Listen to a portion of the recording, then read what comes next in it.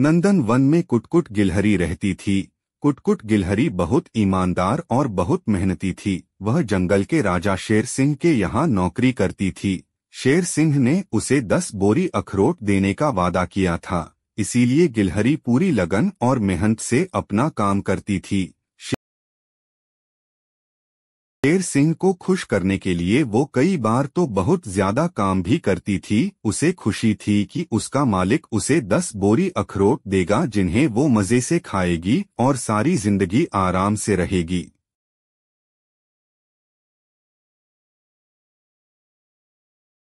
कुटकुट रोज समय से काम पे जाती और पूरा काम करके ही वापस आती। कई बार वो काम करते करते थक जाती थी तो सोचती कि थोड़ा आराम कर लूं, लेकिन फिर अचानक अखरोट का ख्याल आता तो वह फिर से काम में लग जाती।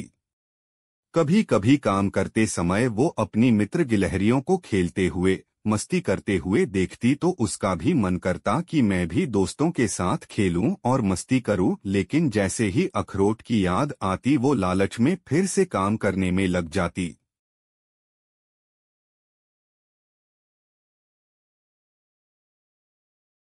शेर सिंह कभी कभी उसे बाहर शहर भी काम से भेजा करता था। वह कुटकुट के काम से बेहद खुश था। ऐसा नहीं था कि शेर सिंह ईमानदार नहीं था। शेर सिंह भी ईमानदार था और अपनी जुबान का पक्का भी था। समय का चक्र अपनी गति से चलता गया। एक समय ऐसा भी आया जब शेर सिंह ने अपने वादे के अनुसार गिलहरी को 10 बोरी अखरोट देकर खुशी से आजाद कर दिया।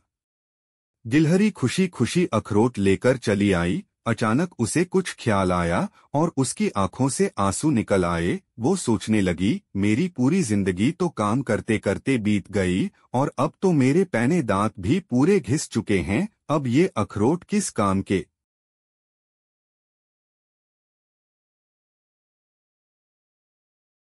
कुटकुट के आंसू रुकने का नाम नहीं ले रहे थे। दोस्तों, आज के समाज में कुछ ऐसा ही हाल हम लोगों का भी है।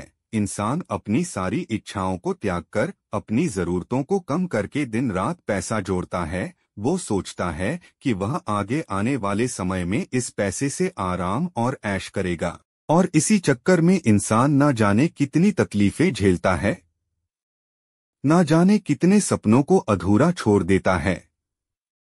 लेकिन अंत समय में इंसान की आंखें खुलती हैं जब वो किसी लायक नहीं रह जाता।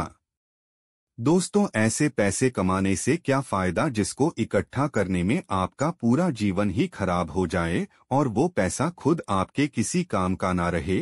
जीवन में एक बात जरूर याद रखना, समय से कीमती कोई चीज नहीं। इस दुनिया में ऐसा कोई अमीर पैदा नहीं हुआ जो बीते हुए समय को खरीद सके।